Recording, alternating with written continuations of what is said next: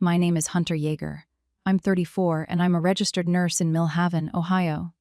3 years after my sister stole my husband, the two of them walked back through my parents' front door for what she called a family visit. Sabrina hugged everyone but me, looked me up and down, and smiled. Still single. Lol. She actually said the letters. Derek, my ex, laughed from the doorway. Hey, ugly. Still the same. And then my dad, who had barely spoken above a murmur for 3 years, pushed back his chair and stood up. Good timing, he said. I have something important to tell you. Their expressions changed immediately. What happened in the next 40 minutes ended a medical career, rewrote a will, and forced me to make the hardest choice of my life. And the folder my dad set on that table still wasn't the part that broke me. Welcome back to Last Laugh Stories, where quiet people finally get their say, and the loudest voices in the family learn what silence has been keeping track of. If stories about patience, betrayal, and slow-cooked justice are your kind of stories, you're home. Drop a comment telling me where you're listening from, and be sure to subscribe, because you'll want to be here when that folder opens. To make sense of that dinner, I have to take you back 3 years.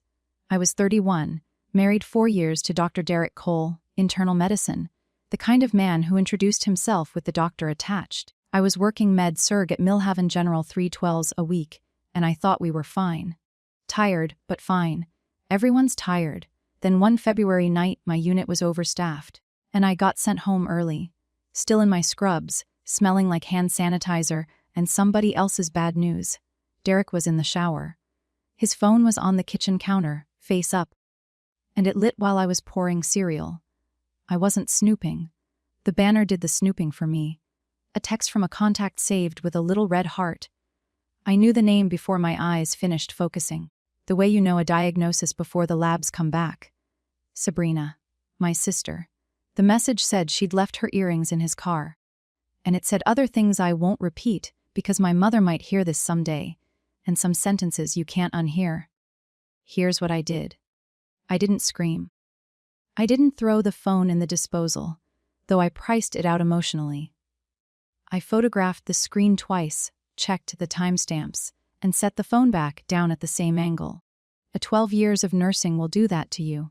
When something is bleeding, you don't panic, you document. Derek came out toweling his hair and asked if there was coffee, and I said, "Yes, honey. There's coffee." I needed to be sure before I lit my life on fire. By morning, I was sure. But the affair, if you can believe it, was not the part that took 3 years to survive. My family's reaction was I expected an earthquake. What I got was a family meeting with casserole. My mother, Carol, sat me down at her kitchen table, held both my hands, and begged me not to make her choose between her daughters. Don't put me in the middle, Hunter. I can't lose this family. She was 63 then, already misplacing words, and I didn't have the heart to tell her the family was already lost. It just hadn't hit the ground yet. Sabrina never apologized. Not once, not sideways, not even in a card. The closest she came was a shrug over the phone. These things happen. You two were basically roommates anyway. My dad said almost nothing, which at the time I read as weakness. Remember that. The divorce took 8 months. Derek hired a lawyer with a firm handshake, and I walked away with my car, my license, my half of a mattress sale, and a lesson about which promises hold up in writing. 90 days after the ink dried, Sabrina married him at a vineyard in Michigan. I found out from a cousin's phone at Thanksgiving. 60 guests, white orchids. My sister in a dress the color of vanilla frosting. Then they moved to Chicago, 5 hours away, and the whole town settled into treating it like weather. Something sad that happens. Nobody's fault. People at church squeezed my arm. So, why did I stay in Millhaven? 10 minutes from the house where every holiday now had a crater in it. Not loyalty, not weakness either. I stayed because that fall, my mother put the electric kettle in the refrigerator and laughed like it was a joke, and I was the only one in the room who knew it wasn't one. The diagnosis had actually come first, 6 months before the affair blew up, though we didn't understand yet what it would swallow. Alzheimer's disease at 63. Early enough that Mom could still recite the neurologist's diplomas back at him. late enough that she'd been hiding sticky notes in her purse for a year. My dad, Raymond Yeager, spent 35 years as a general surgeon, and he responded the way surgeons respond. He made a plan with clean margins. He sold the lake cottage his own father had built, added most of their savings, and set aside $300,000 in a dedicated account. Mom's care fund, every dollar of her future in one place. And here's the part that still makes my jaw tighten. Derek, golden son-in-law before the fall, helped him structure it, sat at that same dinner table with the spreadsheets, patted my shoulder, said, "You focus on Carol. Let us handle the paperwork." So, the account went joint. Dad's name and Sabrina's, the eldest daughter, with everything routed through her tidy little system. It made sense at the time. I was pulling hospital shifts. She was good with logistics. Derek was family. 6 months later, Derek was in my sister's bed, and you'd think the arrangement would have been torn up with the wedding photos. It wasn't. Mom, still lucid enough to be dangerous, begged Dad to keep things whole.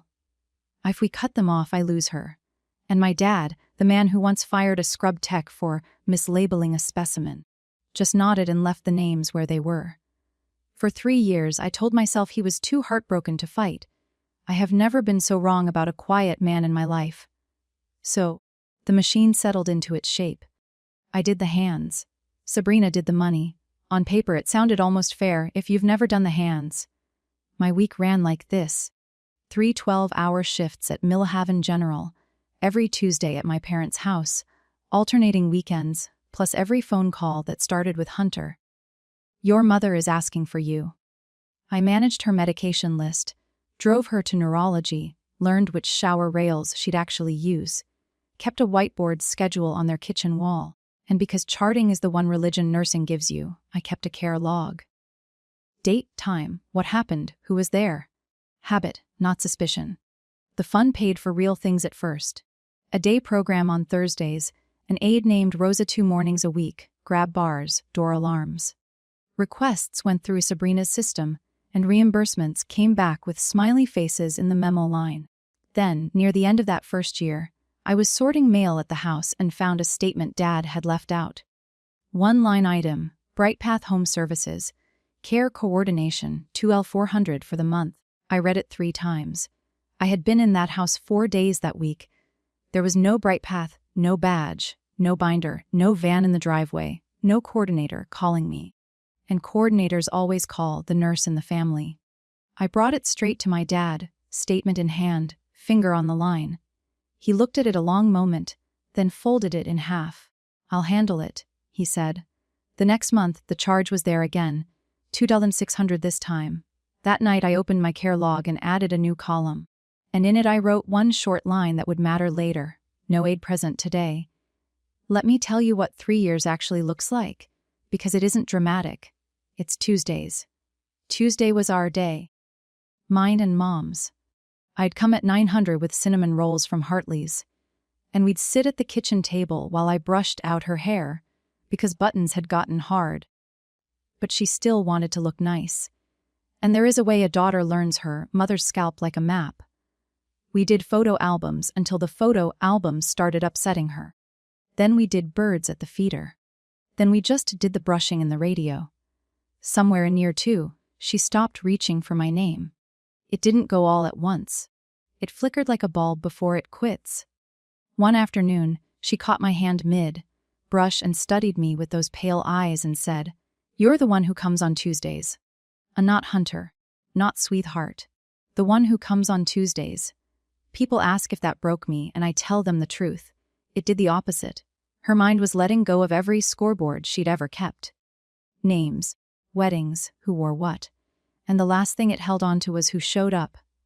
Meanwhile, 5 hours away, my sister was documenting a different life. I wasn't following her, but small towns follow for you. Sabrina on a boat in Mykonos. Sabrina at a gala for a charity nobody could name. Sabrina in a white coat that wasn't hers, captioned behind every great doctor. And that October, under a decade-old photo of our mother at the lake cottage, my sister posted a caption that nearly made me drive to Chicago. Missing my best friend. The cottage that had been sold to pay for the care she was billing. Though I didn't know that part yet. This January, the ceiling caved in. At 2:00 in the morning, my phone rang.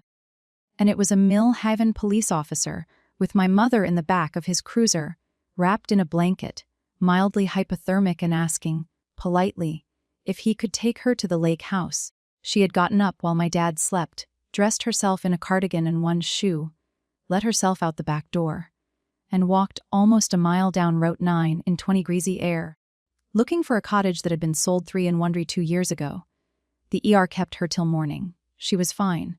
Cold, scraped, singing to the nurses by 600. I was not fine. My dad was gray in a way I chalked up to the scare. He had the door chime people out by noon the next day. New locks, motion sensor on the back porch. Say what you want about surgeons. They don't make the same mistake twice. But her neurologist sat us both down that week and said the word would be a trunning. Memory care, not someday. Within the year. Before the wandering finds a road with trucks on it, I did what I do. I made a spreadsheet, toured 4 facilities, and found exactly one that didn't smell like a hallway and sound like a television. Maplewood. 20 minutes away, secured garden, staff who knelt to talk to residents. A music therapist who knew that a woman who's lost her words can still carry a tune. There was a room coming available on the memory wing, 2nd floor, window on a big old oak. Mom stood at that window during the tour and went still, the good kind of still. Maplewood had 2 things though, a waitlist and a price. Here is where I should tell you about my dad, because I was watching the wrong patient. All that winter he'd been strange, thinner, quieter, which for Raymond a Jaeger is saying something. And he'd started asking me questions, with a weird precision, like a man taking inventory. On the 14th, were you at the house? Did anyone from an agency come? Rosa works Mondays and Thursdays, never Fridays, correct? Twice I walked into his study, and he slid papers into a drawer with the smoothness of a man palming a card. My honest fear, and I'm ashamed of it now, was that it was starting in him too. That I was about to have 2 patients and no parents. So one night in February I brought him tea, sat across the desk, and asked him straight. Dad, the questions, the dates, the drawer, should I be worried about you? He looked at me over his glasses for a long minute. My father has a face like a closed medical file. Then he said the sentence I grew up hearing every time he made me redo a school report. The sentence that used to mean nothing jigger and was about to mean everything. A surgeon writes everything down, that was it. He picked his crossword back up like we'd been discussing the weather. 2 weeks later the family group chat lit up with confetti emojis. Sabrina. First message in almost a year that wasn't a thumbs up on someone else's photo. Big news? We're coming home next month for a visit. We miss you all so much. And we really need to talk about Mom. There was a heart on the end of it. My dad read that message at the kitchen table, and I watched him almost smile. I'm a nurse, so I read charts. And the internet is just a chart with worse handwriting. It took me one evening in a search bar to find out why my sister suddenly missed us all so much. Derek was opening a clinic, Cole Concierge Health, coming soon to a shiny address in the Chicago suburbs. Membership medicine, unhurried appointments for discerning families. A website with a fountain on it. There was a glossy interview in some business weekly. Dr. Cole and his wife Sabrina, a Mill Haven native, believe healthcare should feel like family. I actually laughed out loud alone. In my kitchen. It was the caption under the photo that stopped the laugh. Founding investors sought, which is business for we need money. 3 days later. My phone rang with a Chicago number I hadn't dialed since the divorce. Derek's voice hadn't changed. Warm, unhurried, the voice that got him through every complaint review of his career. Hunter. Good to hear you. Listen, we're coming down next month, and I think it's time we talked options for your mom. Your mom? 4 years at my family's table, and she had gone back to being your mom. He talked for 6 minutes without one question mark aimed at her actual condition. What he did say twice was that the house was a lot for your dad to carry, and that tying up equity in an empty room never helps anyone. I gave him nothing but mum hums, and wrote the whole call in my log afterward, time-stamped, out of pure habit. Then I sat there looking at the word I'd underlined, options. When Derek said options, he had never once in his life meant choices. He meant math. I just couldn't see yet whose column he planned to move my mother into. The Monday after that call, Maplewood called me. The room with the oak tree was coming open and their wait list worked on deposits. $9,500 to hold it, $7,900 a month once she moved in. The director, a woman named Denise with reading glasses on a beaded chain, slid the paperwork across and did not dress it up. Memory care is expensive because doing it right is expensive. Take it home. Do the math. I did the math in the parking lot because nurses don't wait for a desk. $7,900 a month is close to $95,000 a year. Terrifying number until you remember my dad had planned for exactly this. What $300,000 set aside 4 years ago minus what 3 years of aids and day programs reasonably cost. Mom's fund should have had over $200,000 left in it. Enough for years at Maplewood with the house and Dad's pension behind it. For the first time in months, the numbers held me instead of the other way around. I sat in my car outside that building and let myself picture it. Mom by the oak window. Me visiting Tuesdays with cinnamon rolls. No more 200M phone calls that start with a police officer's voice. That evening I emailed Sabrina. Subject line, Mom Maplewood deposit. Short and factual. The way you write anything you might someday need to show a judge. Room available, deposit 95. Deadline in 3 weeks. Please confirm transfer from the care fund. I read it twice, sent it, and watched the little check mark appear. It sat there. 1 day, 2 days. On day 3, my sister was posting brunch photos. On day 5, I got my answer and I want to read it to you. Hey Han, just seeing this. Big decisions like this shouldn't be rushed over email. Let's all sit down as a family when we're there next month and really talk it through. Mom deserves that. Kisses to Daddy. There were 2 pink hearts. There was no yes, no no, and no 9,500.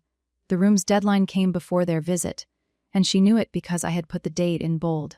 So, I did what any reasonable person would do. I went around her. I drove to First Millhaven Bank on my lunch break, still in scrubs, and asked what it would take to get the deposit released or my name added to the account, so someone local could act in an emergency. The manager was kind and useless in the way policy makes people. I wasn't on the account. She couldn't discuss balances, activity, or so much as the font on the statements. Changes required both account holders, my father and my sister, same day, signatures ID. Bring your dad in with Mrs. Cole next month, she offered brightly, like that sentence didn't have a lit fuse in it. That night, I asked Dad, flat out, to add me. He was at his desk with his crossword, and he didn't look up right away. When he did, there was something in his face I mistook for tiredness. Not yet, he said. Trust me, a few more weeks. A few more weeks. From the man whose entire answer to a vanishing $400 a month had been, I'll handle it. I stood in his study doorway doing something I had never once done in my life. I ran out of patience with my father. Weeks until what, Dad? He filled in 7 across, until they're sitting at my table. That Tuesday, Mom surfaced. If you've loved someone with Alzheimer's, you know what I mean. Some afternoons the fog just lifts, no reason, and the person walks out of it wanting tea. I was brushing her hair at the kitchen table, and she was suddenly entirely my mother, asking if I still worked nights, asking whether Hartley's had raised their prices, which they had. Then she found the little mirror in the drawer and looked at herself a long time. I was never the beauty, she said, matter of fact. My sister Lorraine was the beauty. Mama made that clear early so I'd know my job. Brush, brush. I kept my hands moving. Sabrina was such a beautiful baby, she went on. Dreamy now. People stopped me in the grocery store. A baby like that, you build the day around her. I used to tell you, didn't I used to tell you, let your sister have the spotlight, honey. You're my capable one. You don't need it. I had heard those words 100 times growing up, standing behind her with the brush. 40 years of our family suddenly read like one of those X-rays where the break has been there so long the bone, healed, crooked around it. My mother wasn't cruel. She was passing down the only arithmetic anyone had ever taught her. One girl gets seen, one girl gets useful, and both better be grateful. Sabrina had been performing since before she could spell her own name, terrified of the day the audience left. And I had been earning since before I could spell mine. Terrified of costing anything, I put the brush down and kissed the top of my mother's head, and she patted my arm and said, "You're a good one." Tuesdays, right? Derek called again 10 days before the visit, and this time he dropped the warm-up act. He had reviewed Mom's chart remotely, he said, which was fascinating since he hadn't laid eyes on her in 3 years and her neurologist had never heard of him. His professional opinion, Maplewood was an emotional purchase, boutique pricing, he said. Amenities nobody with her diagnosis can appreciate, he said. There was, he said, a perfectly adequate facility, 40 minutes from Chicago, half the cost, where the family could keep an eye on things. The family. And then when I listed what her neurologist actually recommended, staff ratios, secured outdoor access, the music program, he sighed. The sigh he used to aim at waiters, and delivered the line I want printed on his clinic's fountain. "Hunter, you're a nurse, not a physician. You're too close to this. Someone objective needs to make the financial calls. Too close to this. 11 years of Tuesdays too close." I said evenly that we'd discuss it when everyone was in town, wrote the call into my log, time, duration, quotes, and hung up before my voice could spend what my face was saving. Quick pause, and be honest with me. If you have ever been the one who does the actual work while somebody 5 hours away calls you too emotional to have opinions, I want to hear about it in the comments, because I read them. And chapter 2 of this story belongs to people like us. And hit subscribe, because what happened at that bank 3 days later is the reason this video exists. Where were we? Friday, deposit day. I had Sabrina's blessing by then, one line sent at midnight. "Fine, use the fund for the deposit if you must. If you must, remember those words." Friday, 1100 a.m. Maplewood's front office, which smells like coffee cake on purpose. Denise had the paperwork fanned out. The room with the oak was mine to hold. And all that stood between my mother and the safest bed in the county was one wire transfer from her own care fund. Denise typed, waited, frowned at her screen in a way I've seen doctors frown at monitors. "It's not going through. Insufficient funds." I actually smiled. That's how sure I was. That account holds a couple $100,000. "Run it again." She ran it again. Same answer. So I called First Millhaven from the parking lot. And because the transfer had failed with me standing there as the named recipient's daughter holding power of nothing, the girl on the phone could tell me exactly one fact. The fact the machine had already told me. Available balance insufficient for a $9,500 transfer. Then quieter, because we'd gone to high school together, and she was bending a rule sideways. "Hunter, there's not even close to that in there. Low 4 figures, out of low 4 figures. Out of 300,000 minus 3 years of real receipted care. There should have been somewhere north of 200,000 in that account. There was about 2,500. I stood in that parking lot for 1 minute doing absolutely nothing, which for me is a Category 5 event. Then I walked back inside, sat down across from Denise, and slid over my own debit card, the one attached to 12 years of night differentials and skipped to vacations. 9,500. My savings minus a rounding error. "Hold the room," I said. "My mother is coming." Denise looked at the card, then at me, and processed it without a word. Which he is the kindest thing anyone did for me that month. Somebody had emptied my mother's future. I had 3 weeks to learn who signed what, and my father had known for years. Here's what nobody tells you about rage. Mine files paperwork. That weekend, my dad, quietly, no questions asked, which should have told me everything, requested 3 full years of statements from the bank. Account holders right for tax season. Tuesday night, after Mom was asleep, I spread them across my parents' kitchen, table like a chart review, and went line by line with a highlighter, exactly the way I was trained to hunt a med error. It didn't take long because the pattern wasn't hiding. Bright Path Home Services Care Coordination Respite Care, in-home assessment. 2,400 1 month, 31 the next, 34 in the months. Sabrina must have felt ambitious dinging that account every single month, 21 months straight. Total a hair under the 62,000. I cross-checked 11 of their invoiced respite days against my own care log, the one I'd been keeping out of habit since that first weird statement. 11 days when an aide was supposedly bathing and feeding my mother. 11 days when I was physically in that house, charting no aide present today in my own handwriting. There is no Bright Path van, no Bright Path badge, no Bright Path human. There is only a filing. 10 minutes on the Illinois Secretary of State website because LLC records are public and thank God for that. Bright Path Home Services LLC registered 4 months after the wedding. Managing member, Sabrina Cole. My sister had invented a company, named it something that sounds like a hospice brochure, and billed our mother's brain, disease like a subscription service. And then that was the small number. 8 months ago, outgoing transfer 130,000. Memo line, conservative growth allocation. Last month, one final sweep 14.5. The growth allocation had an address. It was Derek's clinic Wednesday.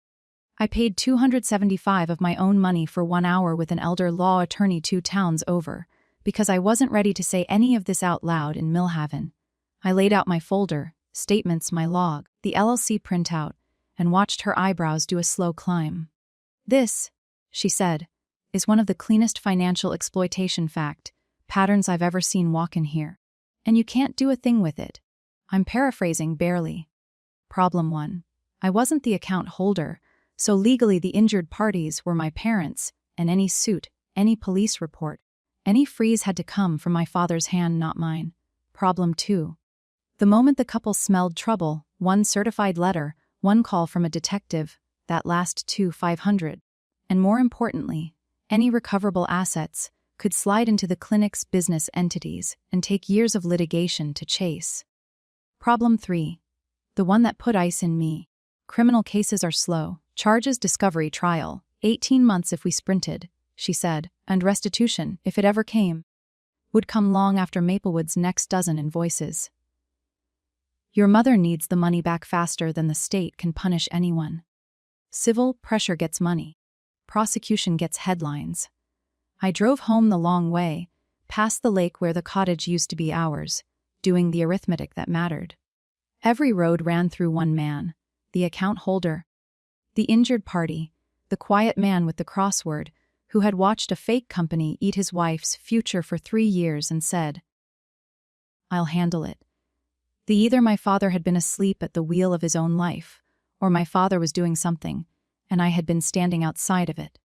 That night, I stopped waiting to be invited in. I built my case the only way I know how, like a shift report. Assessment, findings, recommendation. I printed the statements and flagged them with the little plastic tabs I use for med sheets. I copied out my care log pages, 11 of them, the no aid days highlighted. On top, I put 1 summary sheet in plain English. What was taken when, by whom, and what mom needed by the 1st of the month. Then I sat in my car outside my own duplex for 10 minutes, because there was one thing that could still stop me, and it wasn't fear of Sabrina. It was my dad's gray winter face. The weight he wasn't explaining. If I put this folder in front of a 68-year-old man and his heart gave out and his own kitchen table, keeping the peace would be the last thing I had ever done for this family. I want you to know I sat with that for exactly 10 minutes. And then I thought about a police officer's voice saying she was asking for the lake house man, and I started the engine.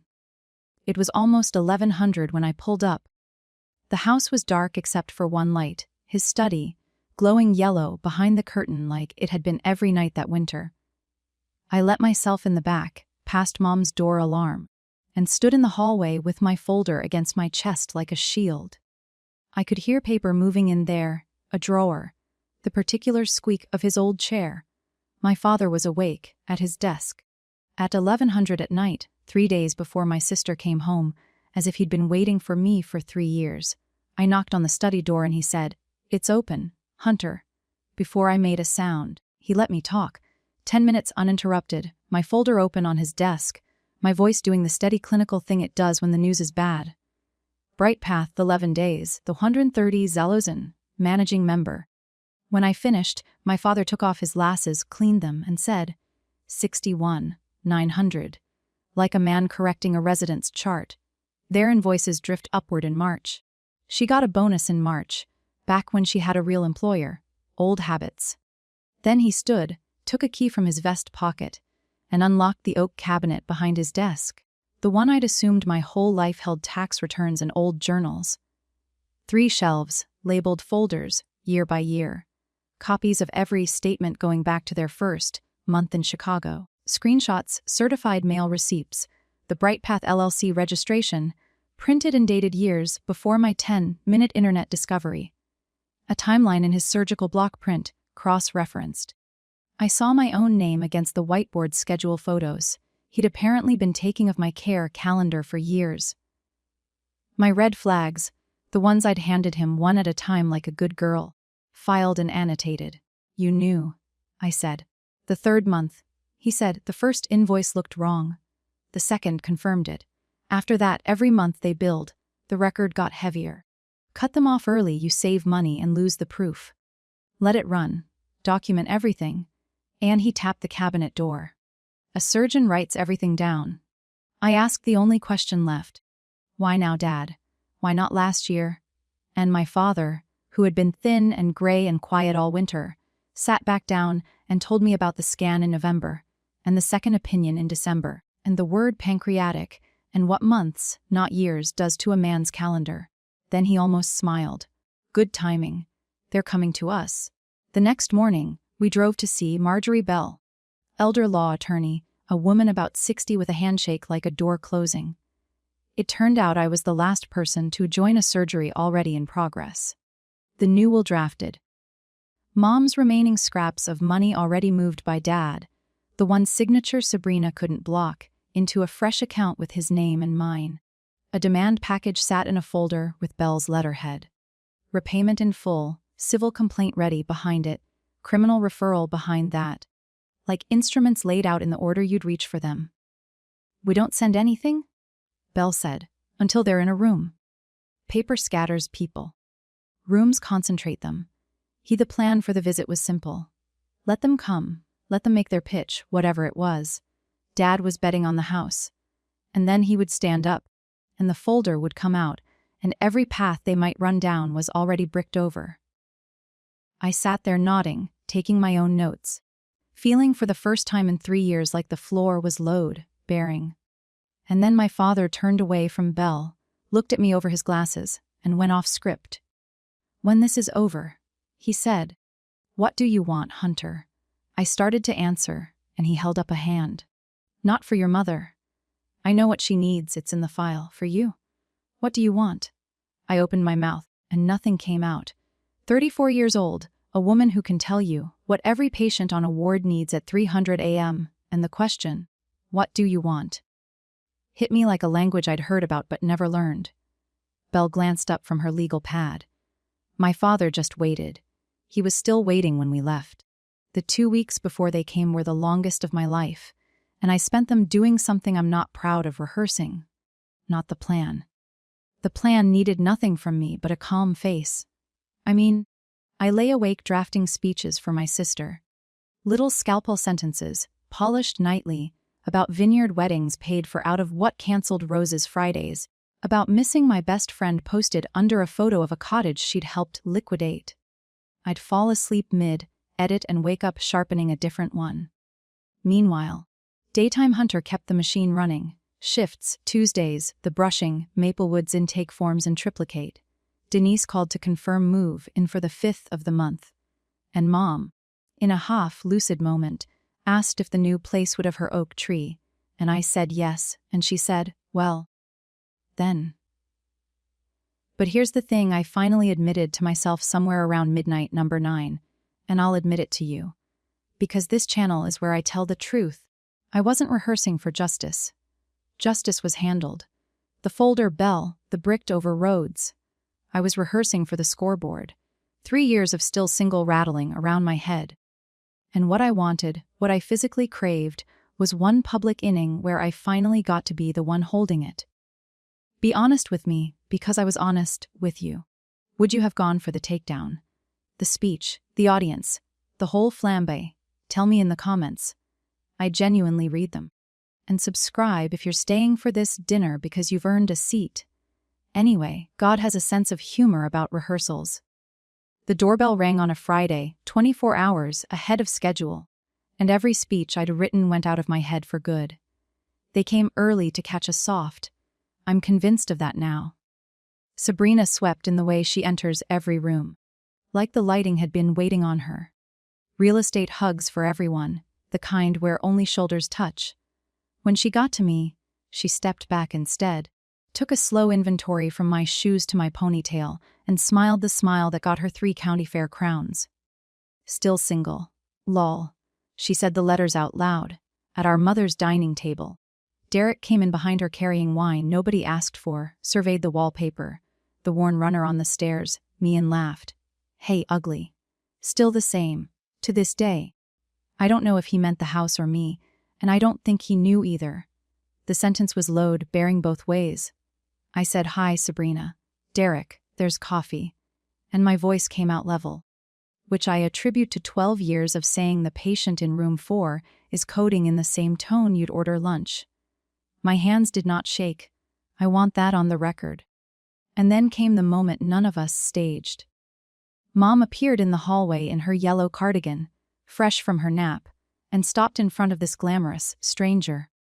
She studied Sabrina's face the way she studies the bird feeder now, with polite wonder. Then she asked, "Are you the one who comes on Tuesdays?" You could hear the furnace tick. Sabrina's smile held its shape while everything behind it left the building. "No, Mama, it's me. It's Sabrina." Mom nodded, gracious as a queen, with the stranger, and patted her arm. "Oh, Hunter comes on Tuesdays." And she shuffled past her firstborn to ask me if there were cinnamon rolls. My dad sat at the head of the table through all of it, silent, watching them the way he used to watch a monitor in recovery, waiting for a rhythm to declare itself. Dinner was pot roast and theater. Derek waited until plates were cleared to produce. I kid you not, a leather portfolio. And the two of them performed what I can only call a duet. And I could hear the rehearsal in it, the way you hear it in a pharmaceutical ad. The house, Derek explained, was a lot for a man Ray's age. Markets being what they were, the smart move was to sell this a year. Mom would transition to a well-run community outside Chicago. He slid a brochure across. The cover photo was a beige hallway. Half the cost of these boutique places, and we'd be right there. And the proceeds, this was the area, would go into a family investment vehicle. Managed, he said humbly, through the clinic's fund, keeping everything in the family. Sabrina came in on harmony. We've been managing the money 3 years. Daddy, we know what's best, and honestly, Hunter's amazing. A hand pressed to her chest aimed at me. But she's exhausted, and exhausted people make emotional decisions. I watched my father listen to all of it with his hands folded, nodding slowly, the picture of an old man being managed. Then he asked his questions, gentle as gauze. Which community exactly? What's their overnight staff ratio, do you know? Derek didn't. And this vehicle, who audits it? Derek said something with the word proprietary in it. One more. What does BrightPath charge for coordination these days? Rates go up, I imagine. I stopped breathing. Sabrina, radiant, fatally fluent, said, "Oh, everything's gone up, Daddy. You have no idea." My father smiled for the first time all night. "No," he said. "I have some idea." And he folded his napkin the way he used to snap off surgical gloves. My father stood up, 68 years old, 30 lb under his fighting weight, and the room still reorganized itself around him the way an OAR does. "Good timing," he said. "I have something important to tell you." Their expressions changed immediately. I finally understood that phrase watching it happen. Not guilt yet. Recalibration. 2 people checking which version of themselves the next 5 minutes required. He set the folder on the table. Not a slam, a placement. The way you set down something sterile. 3 years of statements from your mother's care fund, BrightPath Home Services. $61,900 for care nobody provided. 11 of those invoices billed for days when the only caregiver in this house was Hunter. Her log and my records agree to the hour. The LLC behind BrightPath was registered in Illinois 4 months after your wedding. He turned one page with one finger. Managing member, Sabrina Cole. My sister's face did something I had never seen it do. It stopped performing. 8 months ago, my father went on, voice level as a table. 130,000 let account as a growth allocation. It landed in an entity attached to Cole Concierge Health. Last month, another 14,500. What remained of Carol's fund as of Friday was 2,500. Roughly the cost of 1 month of the care you were invoicing. He looked at them the way he must have looked at 10,000 scans. You took more than 200 zalozand from a woman who can't always remember her own kitchen. You counted on nobody checking. You forgot whose daughter she is. A beat. A surgeon writes everything down. The furnace ticked twice. Then Derek stood up so fast his chair barked against the floor, and his voice came out wearing an entirely new suit. Watch a cornered, credentialed man cycle through his settings. It's an education. Setting 1 technical. Management fees are standard practice, Ray. Coordination is a recognized service category. You're reading raw statements without context. My father slid across a page of my care log, 11 highlighted days, and said, "Here's context. Setting 2. Sacrificial." Derek took half a step sideways from his own wife. The LLC was Sabrina's project. I assumed she was running actual services through it. If invoices were irregular, that's Sabrina. My sister's head turned toward him slowly, like a door coming off one hinge. 20 years of being the prize, and the man she'd won was reissuing her as the defect. Setting 3. And he found it fast, the real Derek, voice dropping into the register he probably thought of as courtroom. Think carefully, Ray. You're dying to spend your last year on litigation. Push this, and I'll bury the estate, competency challenges, undue influence, elder manipulation claims against her. A finger at me without eye contact. I know how these judges think. Carol will be in a county bed on Medicaid before you people see a dime. There it was. The brochure was gone. The beige hallway had always been the plan. Sabrina made one last attempt at the old music. "Daddy, this is all a misunderstanding. We would never." And my father looked at her with something so much worse than anger. Inventory. The will was re-executed last Tuesday. He said, witnessed, notarized, filed with Marjorie Bell. Neither of you appears in it. The demand package is on her desk. Whether the next envelope is a civil or criminal has not been decided. Derek barked. Be whom? And then my father did the one thing I never saw coming. He turned to me. I assembled the record. My father said to them, but looking at me, I'm the account holder, and I'll sign what needs signing. But I'm not the one who was robbed of a husband and then billed for the privilege. And the smallest hitch, the only one all night, I won't be here for most of what comes next. So, it's Hunter's call. All of it. The lawsuit, the criminal referral, the medical board, what mercy looks like, if any is looked for. He tapped the folder. And the will. Marjorie has my instructions. As written, everything goes to Hunter. If she wants it built differently, we build it differently while I'm still here to sign. The silence had texture. Sabrina was staring at me, and I watched the exact second she understood the thing that had never once been true in our lives. Her little sister was holding the scoreboard. All of it. Her money, her husband's license, her name in this town. Derek recalculated even faster. You could watch the flowchart run. And when he spoke, his voice had found a third setting I'd never heard. Careful. Hunter, we've known each other a long time. Whatever you're feeling, there are structured ways to resolve. 48 hours, I said. It came out of my 300 AM voice, the level 1. You'll hear from Marjorie Bell's office. Until then, nobody touches an account, and nobody calls my mother. I stood, collected the coffee cups nobody had touched, and carried them to the kitchen because my hands wanted a job, and that was the one available. Behind me, the folder sat on the table, between them like a third parent. Everything I had wanted for 3 years, gift-wrapped, one signature away. So, why did it feel like a scalpel left on a table? The pressure campaign started before I got home. Derek first by text because paper trails only frighten honest people. Let's be adults, full repayment, quiet terms, signed this week. If the board is never mentioned, medicine is a small world. Hunter, so is Ohio law. I golf with people you'd recognize. I screenshotted it into my log out of habit and did not reply. Then at 1100, a knock at my duplex. And there stood my sister, alone in the porch light. I almost didn't recognize her. No lashes, no lipstick, hair scraped back, and I realized I had not seen my sister's bare face since we were teenagers. Maybe nobody had. "Take the money," she said, no hello. "It's gone anyway, most of it. The clinic ate it. Take the house, take the will, I don't care. I'll sign whatever." Her voice was shaking and her hands were shaking, and none of it, for once, was staged. "But the board thing kills him, Hunter. License, clinic, everything.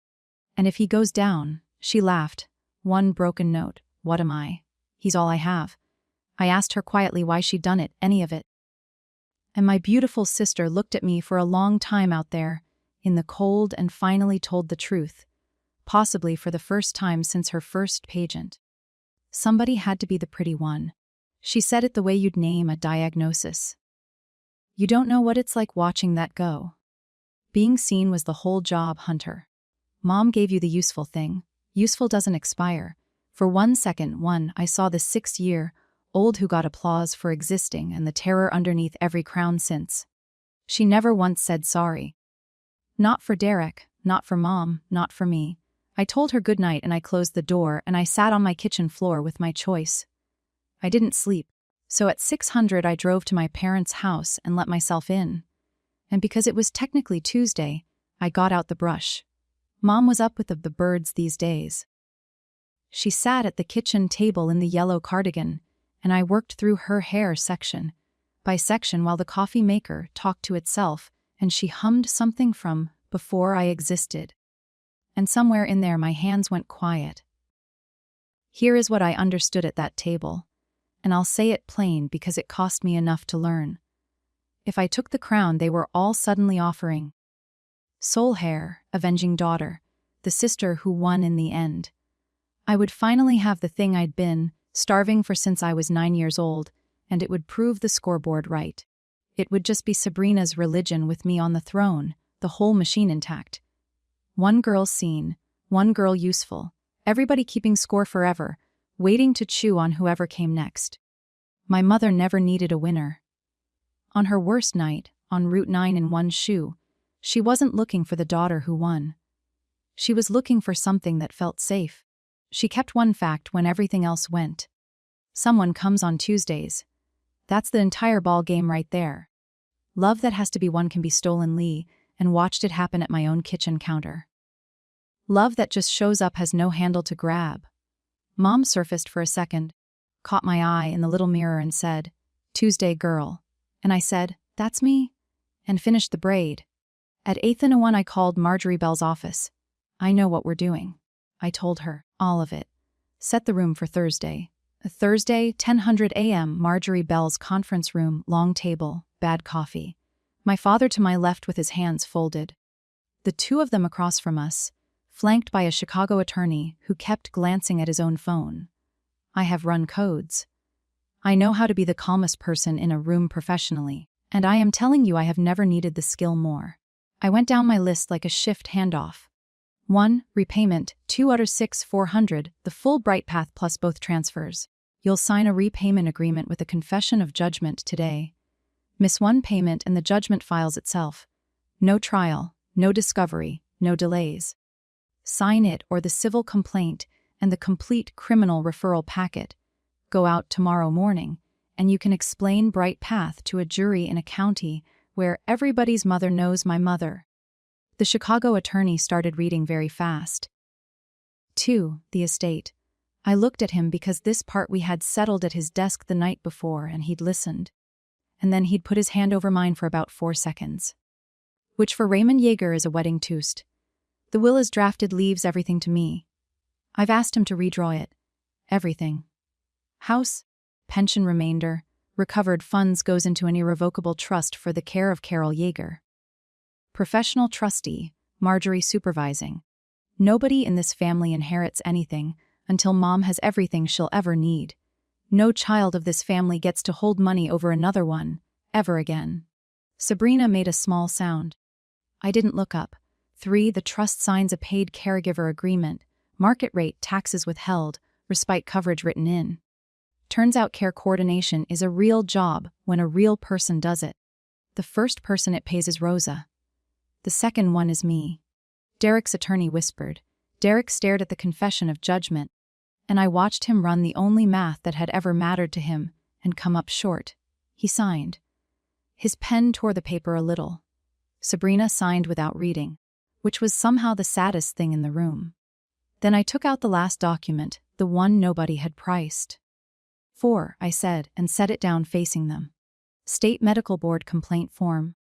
Filled out in my handwriting, my name and license number in the complainant box where anyone could read them. 11 Bright Path invoices had carried supervising physician documentation. Visit summaries, oversight notes, a signature I'd been reading on prescriptions for years, encounters that never happened. Attesting to care never rendered on a cognitively impaired patient he hadn't examined since before her diagnosis was 3 years old. This one isn't a negotiation, I said. There's no version where I unsee falsified charts. I've been reporting what I chart for 12 years. I don't stop because the chart has my family in it.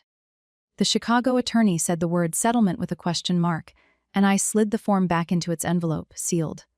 It goes in today's mail. I'm not asking permission. I'm giving notice. And my sister came out of her chair. You're doing this to win, she said, and her voice cracked down the middle, and there was the real fight. The only fight we'd ever actually been having since before either of us could spell. You finally get to be the one they pick, and you're going to stand there and pretend it's ethics. Sabrina. I said it quietly, and quiet was the one register our family had never used on her, so it landed. I stopped keeping score. She stood there with her mouth open. A woman whose entire operating system had just been handed a sentence it couldn't parse. I'm not going to hate you, I said, and I was surprised to find it wasn't even hard to say. I'm not going to follow your life or tell this town its favorite story about you. And I'm not coming back. Those are all the same decision. I gathered my folder, got lost in one afternoon, both fully, forever. My mother's future funded, the truth on rails I didn't have to push, and a sister subtracted. A fantasy of applause left on the table with the bad coffee. Nobody claps at the end of a shift. The work is still done. In the hallway, my father was waiting for me, leaning against the wall like a man who had all the time in the world, which is the joke he'd earned. He looked smaller in his coat than he had at the table. The table had been running on borrowed voltage. We stood there while an office copier hummed somewhere, and my father studied me the way he studies things he intends to remember. I'll tell you the thing I got wrong, he said, which from him was practically a sonnet. I thought the folder was the protection. 3 years, I kept the records so that when the day came, no one could argue. But sitting in there, he tipped his head at the conference room. I watched you leave the sword on the table when you had every right to swing it, and build your mother a fortress out of it instead. And I understood I'd been keeping the wrong ledger the whole time. He put his hand on my shoulder, and his hand had a tremor now, and neither of us mentioned it. They counted what they could take. Your whole life, Hunter. I counted what you carried. Every Tuesday, every flag you brought me, it's all in the cabinet dated. I just never once said it out loud, and that was the error in my chart. I'm not going to describe what my face did in that hallway. Some things aren't for the internet. What I will tell you is what I said because it surprised us both. I had spent 34 years never asking that man for anything. Being the daughter with no needs was my whole rank and serial number. Teach me the pancakes, I said, Saturday, the ones from when we were little with the bad flip you always blamed on the pan. While there's time, my father laughed. Actually laughed in the hallway of an elder law office. The first time I'd heard it since November. Saturday, he said. Bring your notebook. A surgeon writes everything down. We had 7 more Saturdays. I'm told that's not many. I'm telling you it was a fortune. Here's where it all landed. My mother moved into Maplewood on the 5th into the room with the oak, and the fund that pays for it every month now has a trustee who answers to nobody's mood at any dinner table. The repayment checks arrive on schedule. Derek's attorney saw to the wire dates, personally because his snorts, the alternative files itself at the courthouse, and Derek has finally met a document he can't charm. My deposit came back to my savings account in the first distribution. Marjorie insisted. Line item 1. The medical board took 11 months, which they tell me is fast. Probation. Practice restrictions, mandatory supervision. A public order with his name on it that any patient can read online. Not the guillotine. Worse in a way I didn't design and can't feel bad about. The money people read public orders too. And the Fountain website quietly became a page that says thank you for your interest. The clinic space is a med spa now. Sabrina sold the Chicago condo. I heard. The way you hear things in Millhaven, which is sideways at the pharmacy. She didn't come to the funeral in the spring. My father died at home in May, upstairs, holding my mother's hand while she hummed to him. She didn't fully know who he was by then, but she knew he was hers to be gentle with. And if you ask me what mercy this whole story spared us, it's that his last inventory was her hand and not a courtroom. He left every folder in that oak cabinet, labeled cross-referenced, and dated with a sticky note on the front shelf in block print for Hunter. Already backed up. She sent white flowers to the funeral home, my sister. The card was blank. I've thought about that blank card more than I should. It's the most honest thing she sent me in a decade, and I've decided to let it be what it is. A scoreboard retired. As for me, I dropped to 2 shifts at the hospital. The caregiver agreement pays me for Tuesdays now, and for the Fridays that used to be invisible. And the first time a paycheck arrived with that work name on the stub, I sat in my car and looked at it a good long while. Rose is back Mondays and Thursdays. In June, I took an actual vacation, 4 days at a lake in Michigan, and on the second morning, I realized I was waiting for a phone call that wasn't coming. And by the 4th morning, I'd stopped. That's the whole prize, if you're wondering what winning looks like from inside. Nobody chose me. I stopped auditioning. Turns out those were never the same door. If I could stitch one line into that family's old kitchen wall, it would be this: love you have to win can always be stolen by a better contestant. But love that just shows up, Tuesday after Tuesday, can't be taken because it was never a prize. That's my story. A folder, a Tuesday, a signature that tore the paper. If someone in your family is doing invisible work, put it on paper. A care agreement, real wages, real days off, before somebody else puts their name on it. And check on your quiet fathers. Some of them are writing everything down. If this story found you at the right time, share it, drop a comment, and subscribe. I'll see you in the next one.